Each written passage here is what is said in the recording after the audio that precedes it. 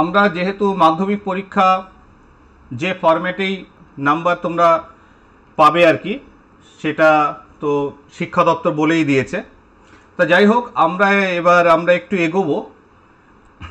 বলতে ক্লাস 11-12-এ যখন আমরা উঠি, প্রথমেই আমাদের মনে সায়েন্স নিয়ে পড়ছি, একটা অন্যরকম অ্যাম্বিয়েন্স তৈরি হয় এবং অনেকে সেই জায়গায় অনেক সময় ঘাবড়ে যায়। আমরা সেইভাবে এগোবো না, আমরা এগোবো ইন দ্য সেন্স যে আমরা মাধ্যমিকে পড়েছি, মাধ্যমিকে পড়েছি সেরকমভাবেই পড়ব। কিন্তু যেহেতু আমাদের 1 বছর পেরিয়ে গেছে, অর্থাৎ আমরা একটু ম্যাচিওর্ড হয়েছি, অতএব ম্যাচিউরিটি লেভেল যেহেতু হাই, ন্যাচারালি আমরা চ্যাপ্টারগুলোকে আরেকটু বিস্তারিতভাবে পড়ব। That's all. তা আজকে যে বিষয়টা নিয়ে আলোচনা করব, that is the backbone of science বলতে পারো, বা কেমিস্ট্রি বলতে পারো, ফিজিক্স বলতে পারো। এটাই হচ্ছে ব্যাকবোন। ঠিক আছে? কিরকম? তার কারণ একটা এক্সাম্পল দিলে বুঝতে পারবে।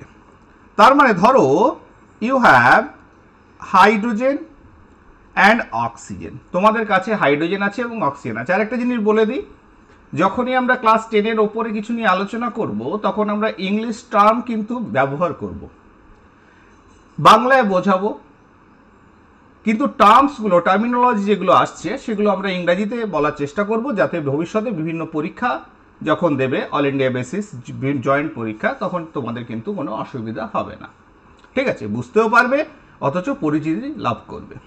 ঠিক আছে? তার মানে আমরা দেখো, হাইড্রোজেন অ্যান্ড অক্সিজেন এই দুটো মলিকুল রয়েছে। এবার এদের নিজস্ব একটা কেমিস্ট্রি আছে, নিজস্ব একটি রসায়ন রয়েছে, নিজস্ব ধর্ম রয়েছে। কিন্তু এরা যখন কম্বাইন হচ্ছে, এরা যখন কোনো সার্টেইন প্রসেসের মাধ্যমে যাচ্ছে, একটা সময় দেখতে পাচ্ছি ওয়াটার পাচ্ছি, জল। যখনই ওয়াটার পেলাম, তখন এদের কেমিস্ট্রিটা চেঞ্জ হয়ে গেল। তার মানে কেমিস্ট্রি বা রসায়ন শুরু হচ্ছে কিন্তু এই কোনো একটা জায়গা থেকে শুরু হলো। তার মানে কি, যতক্ষণ হাইড্রোজেন অ্যান্ড অক্সিজেন ছিল, তখন হাইড্রোজেন অ্যান্ড অক্সিজেনের কেমিস্ট্রি ছিল। কিন্তু যখনই H2O ফর্ম করলো, তখন H2ওর কেমিস্ট্রি হলো। তাহলে কেমিস্ট্রি যে শুরু হলো, কিসের মাধ্যমে শুরু হলো? যখন হাইড্রোজেন আর অক্সিজেন এরা একে অপরের সঙ্গে যুক্ত হলো। তাহলে এদের যুক্ত করলো কে? Who is responsible for this attachment of the two atoms, hydrogen and oxygen? তাহলে যে ফোর্স এদের হোল্ড করলো, হাইড্রোজেন আর অক্সিজেনকে মেলালো, দ্যাট ইজ বন্ডিং। অর্থাৎ বন্ধন, একটা বন্ধনের আবদ্ধ হলো এবং নিউ কেমিস্ট্রি তৈরি হলো, রসায়ন শুরু হলো। তার মানে রসায়নের, যদি স্পেসিফিক্যালি রসায়নের কথা বলি, কেমিস্ট্রির কথা বলি, পুরোটাই নির্ভর করছে বন্ডিং এর উপর। ঠিক? বন্ডিং নতুন মৌল, নতুন যৌগ, নতুন অণুকে সৃষ্টি করে। ন্যাচারালি ইট ইজ ইম্পর্টেন্ট এবং এটাকেই বলছি আমরা ব্যাকবোন। ঠিক আছে? মেরুদণ্ড, যার উপর ভিত্তি করে সব যৌগগুলো দাঁড়িয়ে রয়েছে, অণুগুলো দাঁড়িয়ে রয়েছে। ঠিক আছে? অর্থাৎ দ্যাট ইজ এ ফোর্স, যেটা পরমাণুগুলোকে এক জায়গায় নিয়ে আসছে। এটাই হচ্ছে বন্ডিং। আজকের বিষয় হচ্ছে বন্ডিং, বা স্পেসিফিক্যালি কেমিক্যাল বন্ডিং।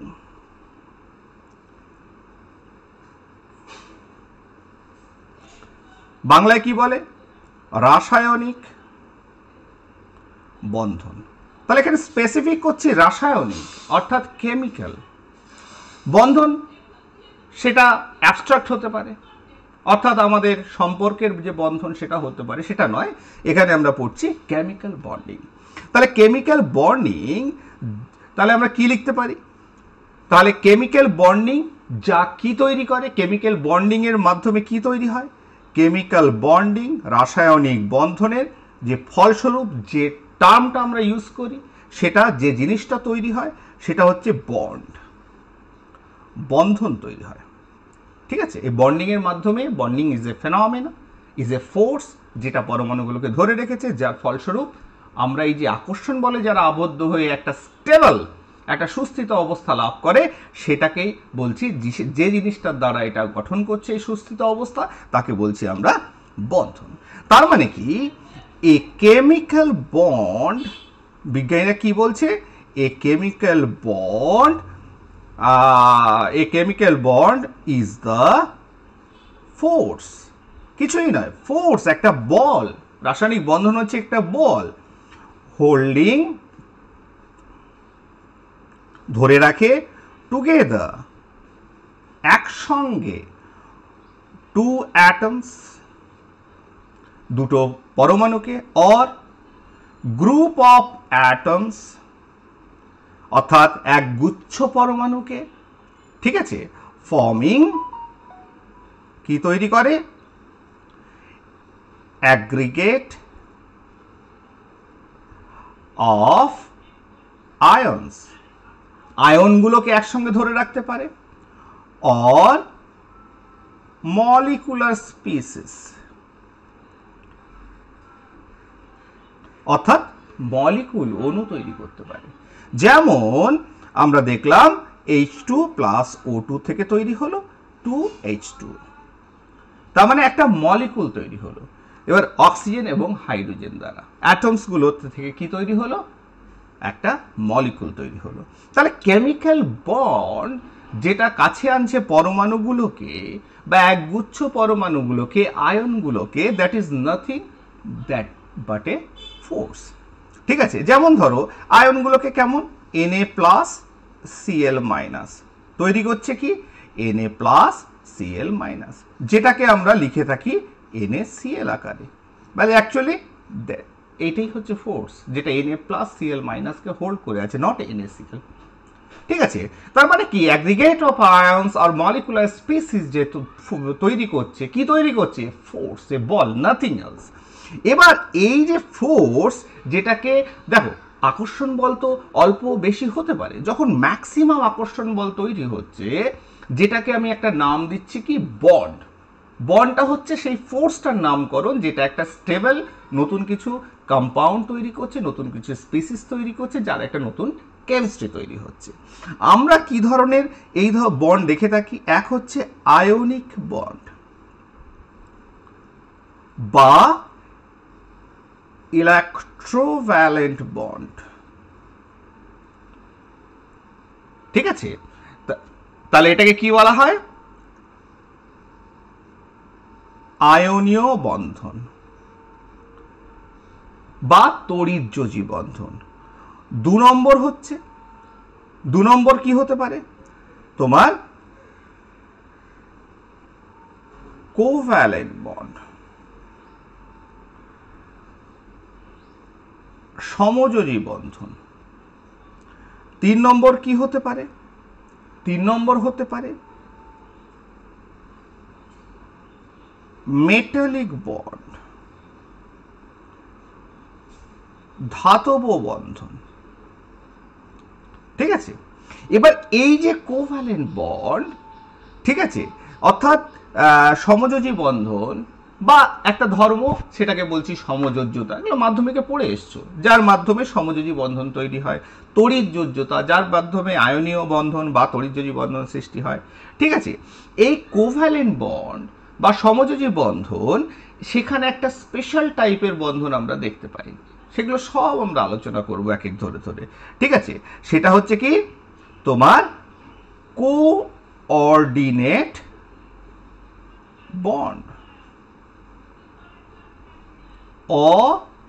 অসমযোজী বন্ধন।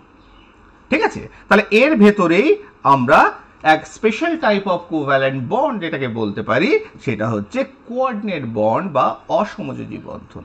তাহলে এই যে বন্ধনগুলো, এরা টু অ্যাটমস, সেটা হতে পারে AB, সেটা হতে পারে AA।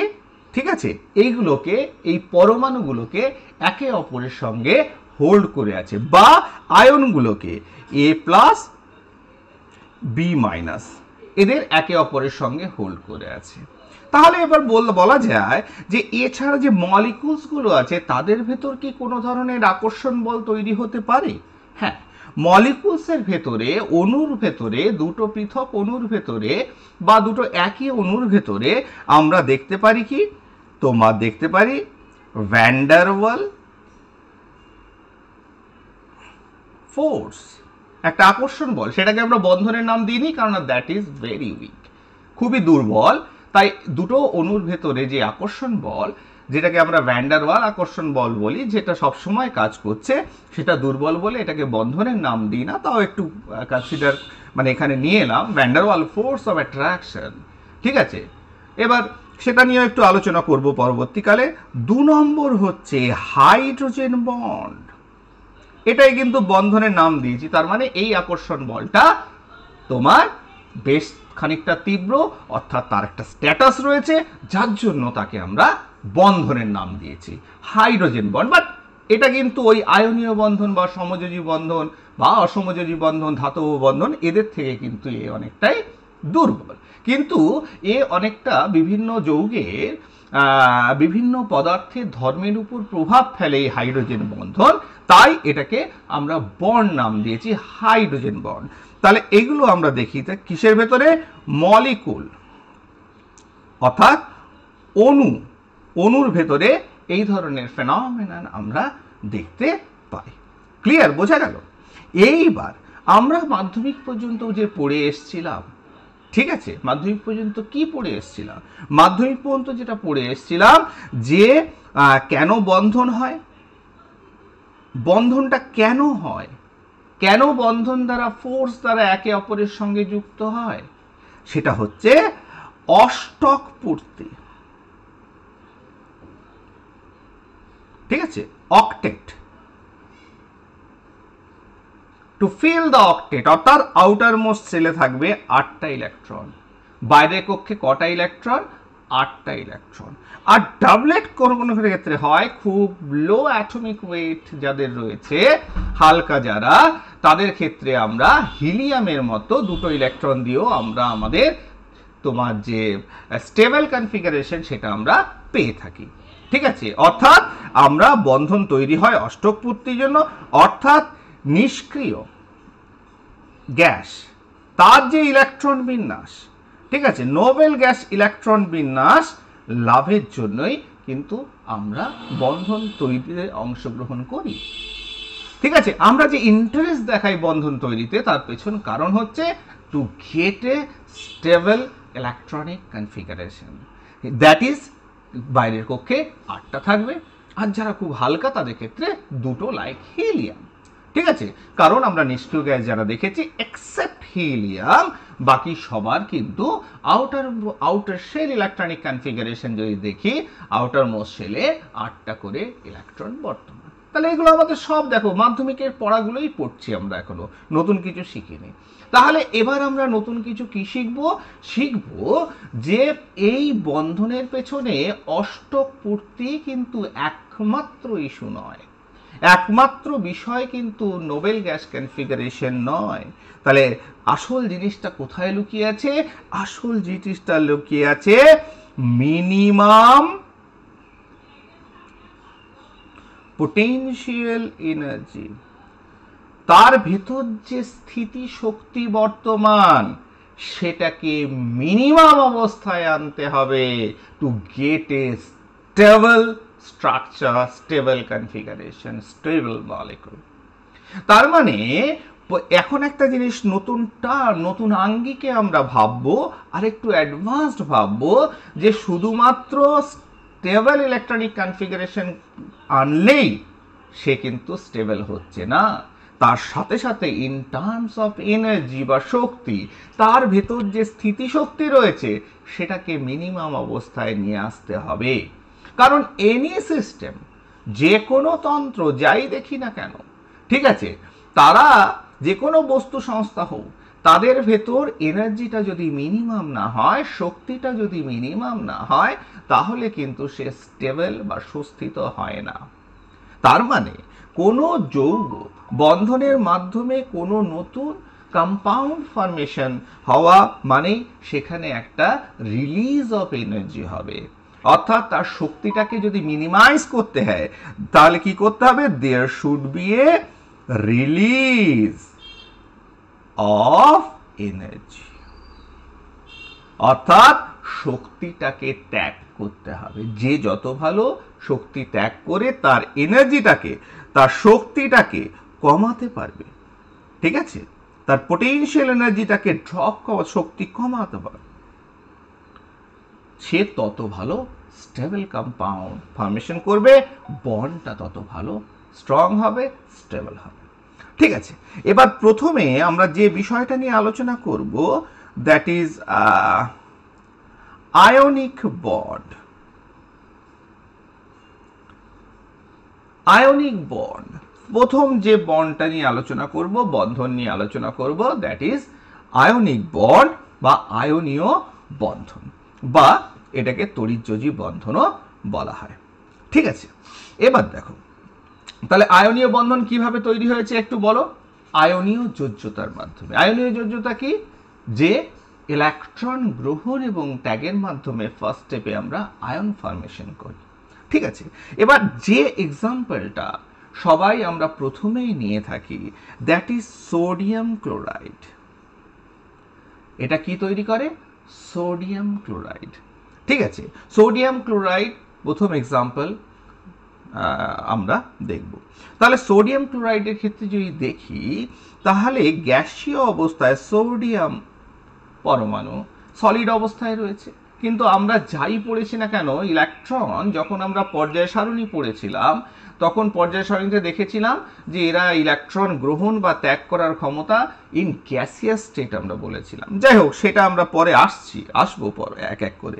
তাহলে সোডিয়াম, সে তার যদি ইলেকট্রনিক আউটার মানে তার যদি ইলেকট্রনিক কনফিগারেশন দেখো, সোডিয়াম হচ্ছে 281, বাইরের কক্ষে একটি ইলেকট্রন। তার মানে অবভিয়াসলি সে প্রথম টার্গেটই থাকবে যে সে একটা ইলেকট্রন দিয়ে দেবে। ঠিক আছে, দিলেই কি হচ্ছে, তার আউটার মোস্ট শেলে 8টা ইলেকট্রন থেকে যাচ্ছে, সে একটা ইলেকট্রন দিলে কি হবে, Na+ আয়ন ফর্ম করলো, ক্যাটায়ন ফর্ম করলো। ইলেকট্রন বিন্যাস হলো 2-8, অর্থাৎ আউটার মোস্ট শেলে 8টা ইলেকট্রন। একইভাবে যদি ক্লোরিন দেখি, ক্লোরিনের ক্ষেত্রে কি আছে, 17 মানে হচ্ছে 2-8-7। তাহলে 2-8-7 যদি হয়, সে ইলেকট্রনটা গ্রহণ করলো, করে Cl- তৈরি করলো, তাহলে ইলেকট্রন বিন্যাস হলো, একটা গ্রহণ করেছে 2-8-8, এরও আউটার মোস্ট শেলে 8টা ইলেকট্রন, অর্থাৎ অক্টেট ফিল আপ হয়ে গেছে। তাহলে অক্টেট ফিল আপ যখন হলো, তখন কি হলো, Na+, Cl-, এরা কি করলো, একে অপরের সঙ্গে একটা তড়িতাকর্ষণ বল দ্বারা আবদ্ধ হলো, তৈরি হলো সোডিয়াম ক্লোরাইড। ঠিক আছে, এবার সোডিয়াম ক্লোরাইড কেন বারে বারে আমরা এখন এনার্জি টার্ম ইউজ করব, তার কারণ হচ্ছে Na+ Cl- তৈরি হলে তবে কি এদের যে স্ট্রাকচার, গঠন, সেটা কি তৈরি হয়ে গেল? না, এখনো কিন্তু হয়নি। Na+ Cl- কিন্তু একা একা এরকম একটা Na+ একটা Cl- কিন্তু একসঙ্গে এইভাবে থাকতে পারে না। কিভাবে থাকে? Na+ Cl-, it has a crystal structure। ঠিক আছে, এর একটা কেলাসাকার গঠন রয়েছে। আয়নীয় যৌগগুলো তারা কিন্তু কেলাস তৈরি করে। ঠিক আছে, এবং ওই যে বললাম যে এনার্জি, অর্থাৎ কেলাস তৈরি করতে গেলে তার এনার্জিটাকে মিনিমাইজ করতে হয়, তবেই তার কি হয়, স্টেবল ক্রিস্টাল পায়। অর্থাৎ এর ক্ষেত্রে তোমার মাইনাস এনার্জি, একেও কিন্তু Na+ Cl- কিন্তু এখনো স্টেবল নয়। ঠিক আছে, তাহলে একে শক্তি ত্যাগ করে একটা স্টেবল কনফিগারেশনে আসতে হবে। ঠিক আছে, তার মানে Na+ Cl- এরকম কোনো তোমার কি ডিসক্রিট মলিকুল হয় না। Na+ Cl- বা NaCl বলে কোনো মলিকুল হয় না। একে এনার্জি ত্যাগ করে, শক্তি ত্যাগ করে মিনিমাম পটেনশিয়াল এনার্জিতে আসতে হবে। আসার পর একটা কেলাস তৈরি করতে হবে। একটা কি তৈরি করতে হবে? কেলাস বা ক্রিস্টাল স্ট্রাকচারে আসতে হবে, তবেই সে স্টেবল হবে। ঠিক আছে না? এবং কিরকম একটা স্ট্রাকচারে আসে সেটা নিয়ে একটু আলোচনা করব আমরা। ঠিক আছে, যেখানে একটা Na+, তার চারিদিকে কটা থাকে, Cl-, 6টা, এরকম চারদিকে 4টে, আমি ওপরে ডট ডট করে লিখছি, ওপরে একটা, নিচে একটা।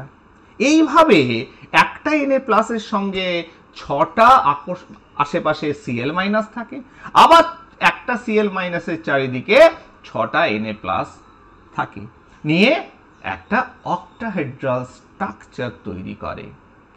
ঠিক আছে, যেখানে অক্টাহেড্রাল স্ট্রাকচারে কি হয়, 6টা Cl, তার মানে 6:6 রেশিওতে থাকে। তার মানে এটার থেকে আমি পাচ্ছি 1:1। তার মানে একটা Na প্লাসের সান্নিধ্যে, অর্থাৎ ক্লোজেস্ট, সব থেকে কাছে, তা মানে কাছাকাছি অবস্থায় থাকে কটা Cl মাইনাস, 6টা Cl মাইনাস। আবার একটা Cl মাইনাসের চারিদিকে কটা থাকে, 6টা Na প্লাস। তার মানে এদের মিনিমাম অনুপাতটা কি হচ্ছে, 6:6। সেটাকেই আমরা লিখি Na প্লাস Cl মাইনাস। অর্থাৎ একটা Na প্লাস Cl মাইনাস কিন্তু এইভাবে ঘুরে ফিরে বেড়ায় না। যদি তোমাকে বলা হয় যে Na প্লাস Cl মাইনাস তৈরি হয়ে গেছে, Na প্লাস Cl মাইনাস, এখানে একটা Na প্লাস Cl মাইনাস, এইভাবে কি এরা থাকে? No, this is not true. তাহলে কিভাবে থাকে? যদি একটু ব্যাপারটাকে আমরা বিশ্লেষণ করি, তাহলে দেখা যাবে এদের অক্টাহেড্রাল স্ট্রাকচারটা কেমন। এইভাবে একটা কিউব তৈরি হচ্ছে,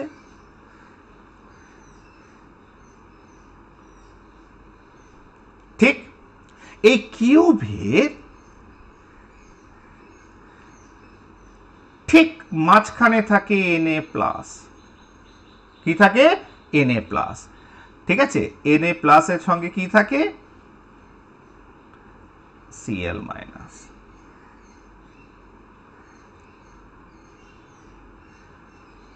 দেখো, তাহলে একটা Na প্লাসের সঙ্গে কটা Cl মাইনাস? দুটো। অর্থাৎ এই যে কিউবটা আমি পেলাম, ঘনকটা আমি পেলাম, তো এই ঘনকের দেখো কটা ফেস আছে? 6টা ফেস।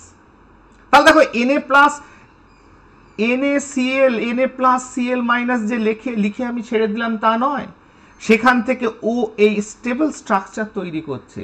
এটা না করলে কিন্তু ওইভাবে Na প্লাস Cl মাইনাস আকারে থাকতে পারবে না। ক্লিয়ার, বোঝা গেল?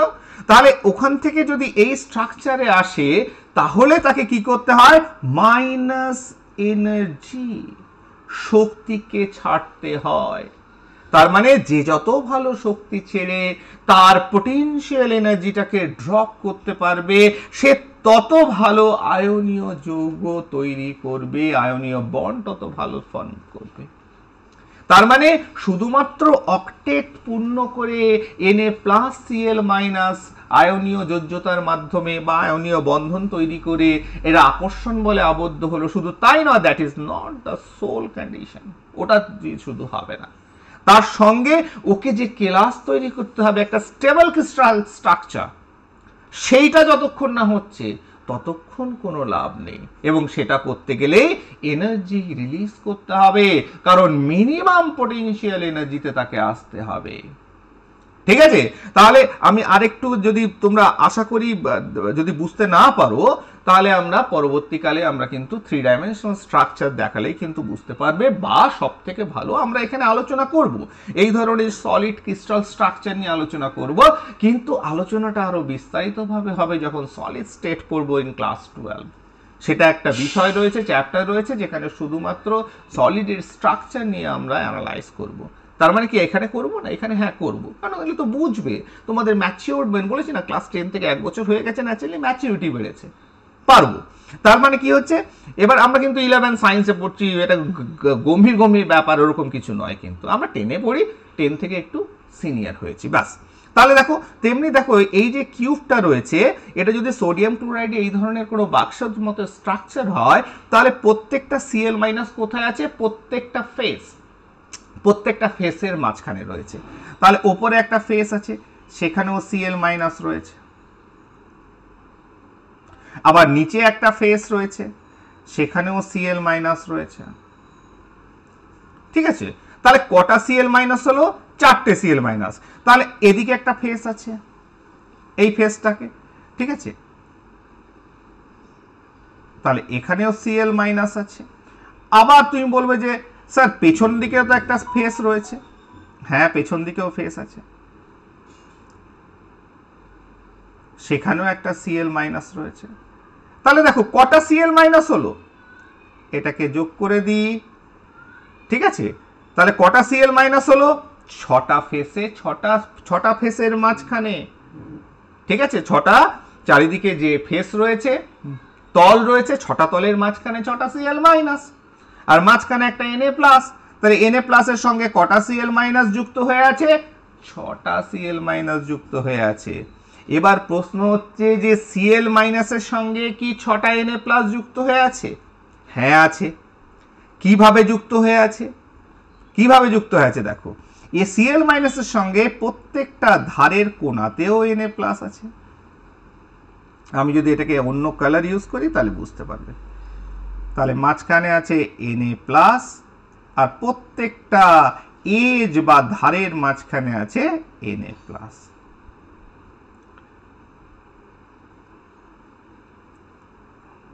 প্রত্যেকটা ধার কোথায়? এনএ প্লাস, ঠিক আছে। তাহলে একইভাবে প্রত্যেকটা ধারের মাঝখানে আছে এনএ প্লাস, ওই পেছনের ধারের পেছনেও এনএ প্লাস, 1 2 3 4 এনএ প্লাস, নিচেও আছে এনএ প্লাস। তাহলে প্রত্যেকটা ধারের মাঝখানে রয়েছে কি? এনএ প্লাস, ওপরেও রয়েছে এনএ প্লাস, এনএ প্লাস। তাহলে দেখো প্রত্যেকটা ধারের মাঝখানে রয়েছে এনএ প্লাস। তাহলে দেখো এবার একদম শেষের যে তলটা, তোমার ফ্রন্টে যে তলটা আছে সেখানকার সিএল মাইনাসটাকে একটু তাকাও। তার চারদিকে আছে 4টে এনএ প্লাস, ভেতরে একটা এনএ প্লাস আছে যার সঙ্গে যোগ হয়ে আছে 5টা। আর দেখো এটা তো একটা স্ট্রাকচার লিখলাম, এরকম তো অসংখ্য লুডু ছক্কা যুক্ত হয়ে আছে, সেটা মিলিয়ন্স, আনকাউন্টেবল। তাহলে পাশে যদি একটা এরকম বক্স লাগিয়ে রাখি, তার একটা এনএ প্লাসের সঙ্গে সিএল মাইনাসে আকর্ষণ হবে, তাহলে হয়ে গেল 6টা। তাহলে আমাদের হয়তো একটু বুঝতে অসুবিধা হচ্ছে, কিন্তু তোমরা যদি একটু ভালো করে তাকাও, তাহলে এই যে বক্সটা আমি দেখতে পাচ্ছি, এই বক্সের ভেতরে তোমার এনএ প্লাস এবং সিএল মাইনাস যেটা রয়েছে, মাঝখানে এনএ প্লাসের সঙ্গে 6টা ফেসের 6টা সিএল মাইনাস আছে। আবার দেখো সিএল মাইনাস যদি একটা ধারের করি, কি চারদিকে 4টে এনএ প্লাস, ভেতরে একটা এনএ প্লাস যেটা মাঝখানে ছিল 5টা, আর এরকম একটা বক্সকে যদি পাশে লাগিয়ে দিই, কারণ এরকম বক্স তোমার পাশাপাশি তো যুক্ত হয়ে অসংখ্য বক্স যুক্ত হয়ে আছে চারিদিকে, ঠিক আছে, যেটাকে বলা হয় ক্রিস্টাল ল্যাটিস, ঠিক আছে। তার একটা ছোট্ট ইউনিটকে আমি নিয়েছি, একটা একককে নিয়েছি, যেটাকে বলা হয় unit cell. This is the unit cell, primary structure. এটা এরকম স্ট্রাকচার অসংখ্য লেগে আছে। তাহলে পাশে যদি একটা বক্স লাগাই, তার এনএ প্লাসের মাঝেরটার সঙ্গে সিএল মাইনাস একটা আকর্ষণ তৈরি হলো, তাহলে হয়ে গেল 6টা। তাহলে দেখো আমরা দেখতে পাচ্ছি 6cl মাইনাস আর 6na প্লাস একে অপরের সঙ্গে এই রেশিওতে যুক্ত হয়ে আছে। সেটাকেই আমরা সংক্ষেপে লিখে থাকি na প্লাস cl মাইনাস, কারণ 1:1 করে, নাথিং এলস। এইটাই তার মানে কি? তার মানে একটা জিনিস পরিষ্কার হলো যে আমরা na প্লাস আয়নীয় বন্ধন পড়েছি অষ্টকের আঙ্গিকে, অ্যাকচুয়ালি তা নয়। সেটা যে কোনো জিনিস দেখি, সেটা জিঙ্ক সালফাইড হতে পারে, ঠিক আছে, তার একটা স্ট্রাকচার রয়েছে, যেমন টেট্রাহেড্রাল স্ট্রাকচার। সিজিয়াম ক্লোরাইড দেখতে পারি, ঠিক আছে, যেটাকে বলছে বডি সেন্টার্ড কিউবিকল। তাহলে এই ধরনের প্রত্যেকটা আয়নীয় যৌগ ততক্ষণ স্টেবল আয়নীয় যৌগ বা ক্রিস্টাল বা কেলাস তৈরি হচ্ছে না, যতক্ষণ সেখান থেকে কোনো ধরনের আমি কি পাচ্ছি, শক্তি বিকিরণ হয়ে একটা ক্রিস্টাল স্ট্রাকচার তৈরি করছি, তা ক্রিস্টাল ল্যাটিস তৈরি করছি, ঠিক আছে। এবং এই যে শক্তি বিকিরণ হয়েছে, মিনিমাম পোটেনশিয়াল এনার্জিতে এসছে, এটাকে বলা হয় কি, এটাকে এইটা কি হচ্ছে, এটা এক ধরনের জালক, একটা ল্যাটিস, এটাকে বলা হয় ল্যাটিস শক্তি, ল্যাটিস এনার্জি। তার মানে যে এনার্জিটা আয়নীয় যৌগ তৈরি হওয়ার পর রিলিজ হচ্ছে, সেটাকে বলা হয় ল্যাটিস এনার্জি। তার মানে আয়নীয় যৌগ শুধু ওইটুকু মাধ্যমিকে পড়াটা ইনকমপ্লিট, যতক্ষণ না এই শক্তির বিচার আমরা করছি, সে কতটা শক্তি নির্গত করলো এবং স্ট্রাকচারটা স্টেবল হলো। তার মানে এই যে ক্রিস্টাল ল্যাটিস, ক্রিস্টাল বা তোমার কেলাস তৈরি করছে, তার মানে দিস ইজ ভেরি ভাইটাল। তার মানে শুধুমাত্র অষ্টক দিয়ে কিছু হবে না, অষ্টক না হলেও হবে না, শুধু অষ্টক দিয়েও কিছু হবে না। তার মানে অষ্টক পূর্তির সাথে সাথে আমাকে এনার্জি ক্যালকুলেশন করে দেখতে হবে সে কতটা স্টেবল। যে যত বেশি শক্তি রিলিজ করবে, অর্থাৎ তার শক্তিটাকে মিনিমাইজ করবে to get A structure, crystal, stable crystal structure, সেটা টেট্রাডাল হতে পারে, অক্টাডাল হতে পারে, ট্রায়াগোনাল হতে পারে, সেটা হতে পারে বডি সেন্টার্ড কিউবিক ল্যাটিস হতে পারে, ঠিক আছে, সেটা রম্বো কিউবিক হতে পারে, সেভারাল ক্রিস্টাল স্ট্রাকচার রয়েছে, বিভিন্ন ধরনের কেলাস আকারে এরকম স্ট্রাকচার ফর্ম করে থাকে আয়নীয় যৌগগুলো। তার মানে এনার্জি যে যত ভালো রিলিজ করবে এটা আমাদের মাথায় ঢুকিয়ে নিতে হবে। তাহলে in terms of energy we will discuss the ionic bond. তাহলে এনার্জিকে বাদ দিয়ে, শক্তি কতটা রিলিজ করলো সেটাকে বাদ দিয়ে আয়নীয় যৌগ নিয়ে আলোচনা করাটা সম্পূর্ণ হচ্ছে না, একটা অসমাপ্ত অধ্যায় হয়ে থাকলো। তার মানে আমরা কিন্তু আয়নীয় যৌগ আলোচনা করব in terms of energy, in terms of release of energy, কে কতটা এনার্জিকে রিলিজ করছে। ক্লিয়ার? এইবার আয়নীয় যৌগ আমরা এনার্জি রিলিজের পার্টটা যাওয়ার আগে আমরা একটু দেখে নিই যে এই যে আয়নীয় যৌগ যেটা তৈরি হলো, আরেকটা এক্সাম্পল দিয়ে দেখি, ঠিক আছে, আরেকটা এক্সাম্পল দিয়ে দেখি। ধরো ক্যালসিয়াম অক্সাইড, ক্যালসিয়াম অক্সাইড ধরো, ক্যালসিয়াম অক্সাইড যদি দেখি তাহলে ক্যালসিয়ামের কি হলো, Ca 20 2 8 8 2। তার মানে ক্যালসিয়াম যেটা 2 8 8 2 যেটা রয়েছে, তার মানে ক্যালসিয়াম এনার্জি, বাইরের কক্ষে দুটো electron, it is highly electropositive element, এ কিন্তু 6টা ইলেকট্রন কিছুতেই নেবে না। আমরা জানি এরা পর্যায় সারণীর কোন গ্রুপে রয়েছে, সেকেন্ড গ্রুপে রয়েছে, ঠিক আছে, দ্বিতীয় গ্রুপে রয়েছে। এরা মেটালস এবং হাইলি ইলেকট্রোপজিটিভ, দুটো ইলেকট্রন ইজিলি এরা ত্যাগ করে ক্যালসিয়াম 2+ তৈরি করলো, ইলেকট্রন বিন্যাস হলো 2 8 8। একইভাবে অক্সিজেন, অক্সিজেনের পরমাণু ক্রমাঙ্ক কত, অক্সিজেনের পরমাণু ক্রমাঙ্ক হচ্ছে 8, তার মানে 2 আর 6, it is highly electronegative element. অধাতু, তড়িৎ ঋণাত্মক মৌল, ন্যাচারালি 6টা আছে, দুটো ইলেকট্রন গ্রহণ করবে, তাহলে এ দুটো ইলেকট্রন যেমন ছাড়লো, এ দুটো ইলেকট্রন গ্রহণ করে কি তৈরি করলো, O2 মাইনাস আয়ন ফর্ম করলো, যেহেতু দুটো ইলেকট্রন গ্রহণ করেছে, ঠিক আছে। ন্যাচারালি ইলেকট্রন হচ্ছে নেগেটিভলি চার্জড, অতএব মাইনাস আয়ন একটা ফর্মাল চার্জ, যেটাকে আমরা বলে থাকি, কি বলে থাকি, ফর্মাল চার্জ। এই ফর্মাল চার্জ দুটো এখানে জেনারেট হলো, তৈরি হলো for 2 electrons, extra 2 electrons, naturally electron বিন্যাস হলো 2 আর 8। এইবার ক্যালসিয়াম অক্সাইড কি করলো, একটা calcium ion Ca2+ O2 minus, এরা কি করলো, এরা তড়িৎযোজ্যতার মাধ্যমে যুক্ত হলো, যেটাকে বলি, এই বন্ধনটার নাম দিয়ে আমরা আয়নিক বন্ড। তাহলে দেয়ার আর সেভারাল এক্সাম্পলস। তার মানে আমরা বুঝতে পারছি যে একটা মেটালিক পার্ট থাকবে যে ইলেকট্রন ছাড়বে, যে কি করবে, ইলেকট্রনকে ছাড়বে, ইজিলি ছাড়বে, ঠিক আছে। এবং সেটা আমরা দেখেছি যে বাইরের কক্ষে ইলেকট্রন সংখ্যা 1 2 3, নর্মালি যেগুলো ইয়াম দিয়ে নাম, সোডিয়াম, ক্যালসিয়াম, ম্যাগনেসিয়াম, অ্যালুমিনিয়াম, ঠিক আছে, ইয়ামস, ঠিক আছে। তাহলে আমরা দিয়েছি IUM, তার মানে দিস ইজ নট দ্য, আমি বলছি আর কি এটা মনে রাখার জন্য। তাহলে 1 2 3 যাদের কক্ষে ইলেকট্রন সংখ্যা, তারা কিন্তু ইলেকট্রনটা খুব ভালো ছাড়ছে, ঠিক আছে। বাইরের কক্ষে ইলেকট্রন সংখ্যা কত, 1 2, যোজক ইলেকট্রন কত, 1 2 বা 3। একইভাবে আরেকটা হচ্ছে নন মেটাল, যারা ইলেকট্রনটা গ্রহণ করছে, যারা তড়িৎ ঋণাত্মক, তার বাইরের কক্ষে কত, 5 6 7, ঠিক আছে। তার মানে কত গ্রুপ তোমার 15 16 17, এটা হচ্ছে গ্রুপ।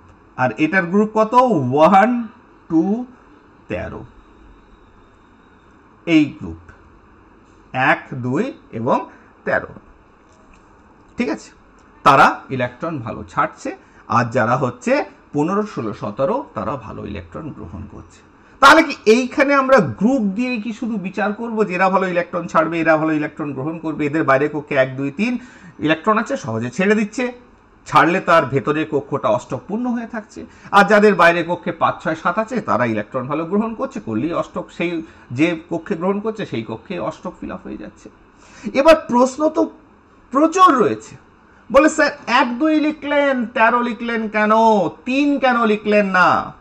তাহলে মাঝখানে যে আমরা যদি পর্যায় সারণী দেখি, 1 নম্বর 2 নম্বর পর্যায়ে প্রথম হাইড্রোজেনকে বাদ দাও, সে তো দুষ্ট মৌল, সে 1 বা 17 lithium, sodium, potassium, rubidium, caesium, francium, ঠিক আছে।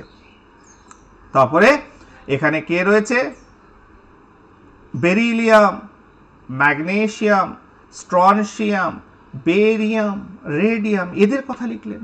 আর কোথায় এই মাঝখানে সবাইকে বাদ দিয়ে আপনি বাইরে কক্ষে ইলেকট্রন আছে 13 নম্বর, ঠিক আছে না, boron, aluminium, gallium, indium, thallium, এদের কথা লিখলেন। মাঝখানে যে 3 অর্থাৎ স্ক্যান্ডিয়াম, তারপর titanium, vanadium, chromium, manganese, iron, cobalt, nickel, copper, zinc পর্যন্ত, অর্থাৎ 12 পর্যন্ত, এগুলো তো আপনি লিখলেন না।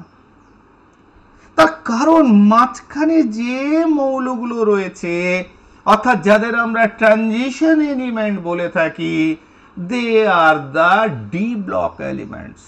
এটা জানো যে ডি ব্লক এলিমেন্ট সেটা 11-এর যে পরমাণুর গঠন, যেটা আমার চ্যানেলেও দেওয়া আছে এবং খুবই ইলাবোরেটলি বিস্তারিতভাবে আলোচনা করা হয়েছে, এবং কিছু এত মানে কিছু যেমন শেপস অফ অরবিটাল থেকে আরম্ভ করে এভরিথিং খুঁটিয়ে খুঁটিয়ে বলা হয়েছে, যাতে কোনো ধরনের পরীক্ষা দিতে অসুবিধা না হয়, তার জন্য যে বেস পিলার সেটা যাতে তৈরি হয়ে যায়। আবার বলে দিই, আমরা যে এই 10-এর ওপরের দিকে চ্যাপ্টারগুলো আস্তে আস্তে শুরু করছি, কোনো চ্যাপ্টারই কিন্তু কোশ্চেন ব্যাংক নয়। তোমাদের চ্যাপ্টারটাকে বোঝার জন্য আশা করি অনেক হেল্পফুল হবে, এরপরে নিজেরা কোশ্চেন ব্যাংক তৈরি করতে হবে। সাকসেস আসার জন্য কোশ্চেন ব্যাংক চাই, হিউজ কোশ্চেন ব্যাংক, ঠিক আছে, সেটা নিজেকে তৈরি করতে হবে। কিন্তু চ্যাপ্টারটা বোঝানোর মতো কিন্তু আমি বুঝিয়ে দিচ্ছি, যাতে চ্যাপ্টারটা খুব সুন্দরভাবে বুঝতে পারো। তাহলে প্রশ্ন হচ্ছে, মাঝখানে আপনি এই 3 নম্বর 4 নম্বর এদের কথা বলছেন না কেন? তার কারণ দে হ্যাভ ভ্যারিয়েবল ইলেকট্রোভ্যালেন্সি, তাদের যে ইলেকট্রোভ্যালেন্সি সেটা ভ্যারিয়েবল, ঠিক আছে। অর্থাৎ মাঝখানে যাদের রয়েছে তাদের একই তড়িৎযোজ্যতা দেখায় না। যে একটা ইলেকট্রন ছাড়লো, জিঙ্ক ধরো আয়রন, আমি কেন বলছি মাঝখানে এদের আমি কেন কনসিডার করছি না? ভ্যারিয়েবল ইলেকট্রোভ্যালেন্সি দেখাচ্ছে বলে এদের কিন্তু আমরা কনসিডার করছি না। তার মানে যেমন ধরো, তার মানে একটা জিনিস, আমি আয়নীয় যৌগ আসছে, ফাইন। এবার ধরো সোডিয়াম অলওয়েজ একটা ইলেকট্রন দিয়ে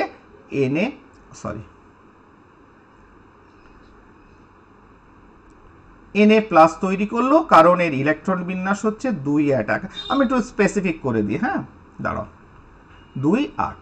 অর্থাৎ এদের ইলেকট্রন বিন্যাস কেমন? এরা আমরা দেখতে পাচ্ছি যে এখানে যে ইলেকট্রনগুলো রয়েছে 1s2, 2s2, 2p6, 3s1, অর্থাৎ এখানে p এবং s অরবিটালস রয়েছে, এবং বাইরের কক্ষে যে s অরবিটালে একটা ইলেকট্রন রয়েছে সেটা কি হয়, চলে যায়, নিয়ে 1s2, 2s2, 2p6 ফর্ম করে, ঠিক আছে। তাহলে এদের যে ইলেকট্রোভ্যালেন্সি, তড়িৎযোজ্যতা, দে হ্যাভ ফিক্সড ইলেকট্রোভ্যালেন্সি, ঠিক আছে। তাহলে আমরা কনসিডার করছি এইগুলোকে। আবার ধরো এই যে অ্যালুমিনিয়াম যদি ধরো, গ্রুপ 13 যেটা বলছি, বাইরে কক্ষে 3টা ইলেকট্রন রয়েছে, অ্যালুমিনিয়াম, তাহলে অ্যালুমিনিয়ামের ক্ষেত্রে কি দেখছি? অ্যালুমিনিয়ামের ক্ষেত্রে দেখছি 13। কত দেখছি? 13 যদি দেখে থাকি, তাহলে 2 8 3, 1s2, 2s2, 2p6, তারপরে কি রয়েছে, 2p6, 3s2, তারপরে কি sorry 3p1, this is the electronic configuration. তার মানে আউটার মোস্ট শেলে এস এবং পি রয়েছে। পি থাকলে কি হচ্ছে, তোমার দুটো চলে গেল, নিয়ে Al3+ তৈরি করলো, 3টে ইলেকট্রন বেরিয়ে গেলে ইলেকট্রন বিন্যাস হলো 1s2 2s2 2p6। তার মানে এটাই আউটার মোস্ট শেল, যেখানে 8টা ইলেকট্রন থাকলো। কিন্তু মাঝখানে যারা রয়েছে, যাদের ডি ইলেকট্রন রয়েছে, যাদের কি রয়েছে, ডি ইলেকট্রন রয়েছে, ঠিক আছে, সাপোজ আয়রন আমি ধরছি। আচ্ছা, আমরা নেক্সট দিনে যদি আলোচনা করি বেটার হয় না? কারণ কিছু জিনিস আছে যেটা একটু অ্যাডভান্স লেভেলে করব, যেমন ধরো inert peer effect, সিডো Nobel gas configuration, এইগুলো নিয়ে একটু আলোচনা করব। তাহলে আজকে আমরা অতটা চাপ দেব না মাথায়, ঠিক আছে। এই আমরা একটা জিনিস তোমরা একটু মাথায় রেখে দিও, যে আমরা কেন তোমার মাঝখানের এলিমেন্টসগুলো নিয়ে আলোচনা করি না, আয়নীয় বন্ধনে করি, কিন্তু আয়নীয় বন্ধন যখন শিখি তাদের নিয়ে আমরা মাথা ঘামাই না, তাদের তড়িৎযোজ্যতাটা ভ্যারিয়েবল। কেন ভ্যারিয়েবল সেটা নিয়ে আলোচনা করব নেক্সট পার্টে, ঠিক আছে। Variable electrovalency, why some elements show variable electrovalency, তাদের তড়িৎযোজ্যতা একাধিক হয় কেন। যেমন আয়ন, আয়নের ক্ষেত্রে যদি দেখি, এফির ক্ষেত্রে আমরা ফেরাস আর ফেরিক, Fe2+ Fe3+ দুটো স্টেট পাই, ঠিক আছে। আয়রনের ক্ষেত্রে আমরা দুটো ভ্যালেন্সি, এরকম সেভারেল কম্পাউন্ডস এলিমেন্টস রয়েছে মাঝখানে, যাদের একাধিক তড়িৎযোজ্যতা দেখতে পাই। কেন সেটা আমরা পরে আলোচনা করছি। আগে আমরা যা শিখেছি সেটাকে একটু এক্সটেন্ড করে নিয়ে যাই, সেটা একটু শিখে যাই, তাহলে আমাদের সুবিধা হবে, ঠিক আছে। তাহলে আমরা দেখতে পাচ্ছি যে আয়নীয় যোজ্যতা মানে হচ্ছে একজন ছাড়ে একজন গ্রহণ করে। আচ্ছা, যে ছাড়ে দুটো, একটা পার্ট, সাপোজ একজন হচ্ছে মেটাল, যে ইলেকট্রন ছাড়বে, আরেকটা হচ্ছে নন মেটাল, অধাতু, যে ইলেকট্রন গ্রহণ করবে, ঠিক। এবার যে ছাড়বে তার ক্ষেত্রে কে ভালো ছাড়ে, ঠিক আছে। 1 নম্বর হচ্ছে ছাড়ার ক্ষেত্রে আমরা দেখেছিলাম যে ইলেকট্রন ছাড়তে গেলে তো একটা শক্তি প্রয়োজন হয় ইলেকট্রনটাকে বার করতে, ঠিক। তাহলে ইলেকট্রনটা বার করতে যে শক্তির প্রয়োজন হয় গ্যাসীয় অবস্থায়, তার নাম কি, আয়নন বিভব। ইংরেজিতে কি বলা হয়, আয়োনাইজেশন পোটেনশিয়াল। তাহলে আয়োনাইজেশন পোটেনশিয়াল কি, গ্যাসীয় অবস্থায় কোনো পরমাণু থেকে ইলেকট্রন বার করতে, ঠিক আছে না, ইলেকট্রন বার করে নিয়ে যেতে। কারণ দেখো ধাতুটা তো এখানে আয়নীয় বন্ধনে ইলেকট্রন ছাড়ছে, ইলেকট্রন তো বেরিয়ে যাচ্ছে তার ওখান থেকে। পরমাণুর নিউক্লিয়াস, তার চারিদিকে যে কক্ষ রয়েছে, সেই কক্ষ থেকে ইলেকট্রনটা পালিয়ে যাচ্ছে। তার জন্য তো একটা শক্তি দরকার, না বেরোবে কেন? তাহলে তাকেই বলা হচ্ছে আয়োনাইজেশন পোটেনশিয়াল, আয়নন বিভব বা আয়োনাইজেশন এনার্জি। তাহলে এই আয়োনাইজেশন যে পোটেনশিয়াল, সেটা কি হলে ভালো ইলেকট্রন ছাড়বে, কম। আয়োনাইজেশন পোটেনশিয়াল যদি ধাতুর খুব কম হয়, তাহলে কি হবে, সে ভালো ইলেকট্রন ছাড়বে। আর অধাতু যে ইলেকট্রন গ্রহণ করছে, ইলেকট্রন যখন কেউ গ্রহণ করে একটা শক্তি বেরিয়ে যায়। ওই যে বলেছি, দেখো মিনিমাম এনার্জির কথাটা কিন্তু মাধ্যমিকেও ছিল, খেয়াল করিনি। বলে কেন? বলে দেখো তোমরা পড়েছো ইলেকট্রন আসক্তি কি, যে গ্যাসীয় অবস্থায় কোনো পরমাণু ইলেকট্রন গ্রহণ করলে যে পরিমাণ শক্তি বেরিয়ে যায়। কেন শক্তি বেরিয়েছে? তার কারণ ইলেকট্রন সে একটা এনার্জি নিয়ে আসছে। তোমার ভেতরে এনার্জি ধারণ ক্ষমতা একটা রয়েছে, একটা এনার্জি স্টেটে তুমি রয়েছো, তোমার একটা এনার্জি রয়েছে সিস্টেমে। তাহলে যখন ধরো NaCl, Na+Cl-, Clটা যখন একটা ইলেকট্রন গ্রহণ করলো, একটা এনার্জি এক্সট্রা ভেতরে ঢুকলো, সে তো আবার আনস্টেবল হয়ে গেল। তার কারণ এনার্জি বেড়ে যাওয়া মানে আনস্টেবিলিটি। তখন সেই এক্সট্রা এনার্জিটাকে সে রিলিজ করে। যে যত ভালো এনার্জি রিলিজ করবে, তার ইলেকট্রন টানার প্রবণতা তত বেশি, ঠিক আছে না, সে তত বেশি স্টেবল হয় ন্যাচারালি। তার মানে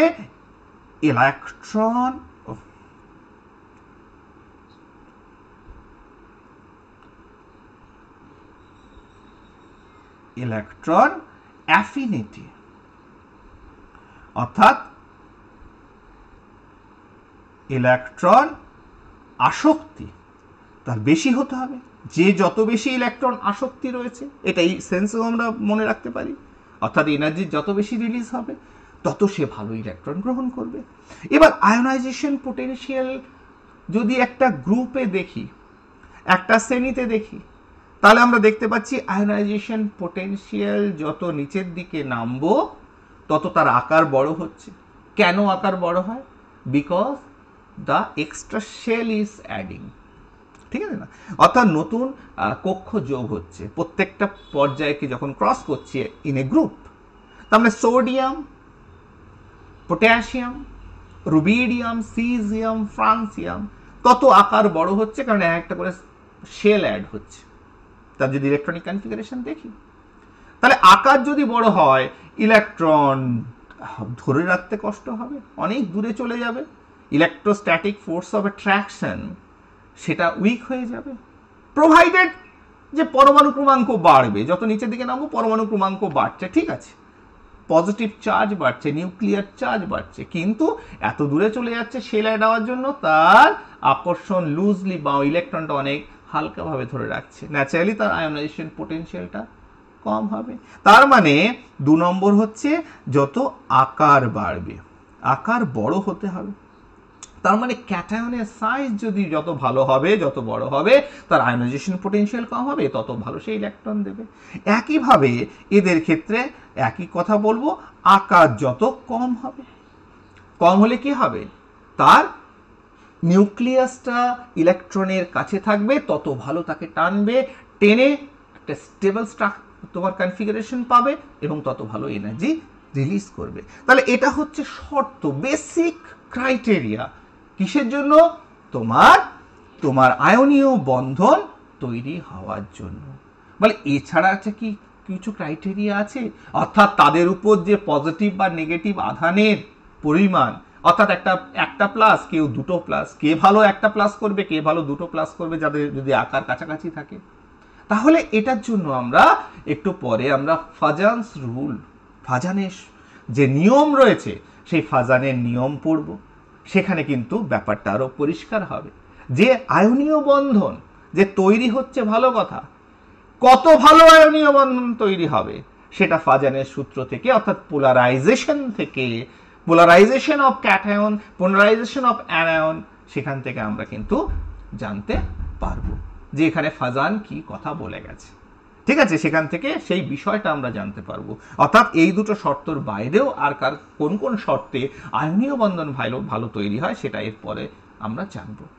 ঠিক আছে, তাহলে আমরা কিন্তু এখন বেশ কিছু নতুন জিনিস, যেহেতু উই আর ম্যাচিওর্ড, আমরা মাধ্যমিকেই পড়ি, এটা একটু সিনিয়র হয়েছি, তাহলে আমরা সেক্ষেত্রে আমরা আয়নীয় যৌগ, ল্যাটিস এনার্জি পরে জানবো, ল্যাটিস এনার্জি পরে যাওয়ানো হবে বন্ড হেভার সাইকেল জানবো, বন্ড ল্যান্ডে ইকুয়েশন জানবো, ফাজানের সূত্র জানবো, পরবর্তীকালে সমযোজী বন্ধন, সেক্ষেত্রে valence bond theory, VSEPR theory, molecular orbital theory, ঠিক আছে, ডাইপোল মোমেন্ট, ঠিক আছে, এইগুলো ছোট ছোট বিষয়গুলো যেগুলো পরপর পড়লে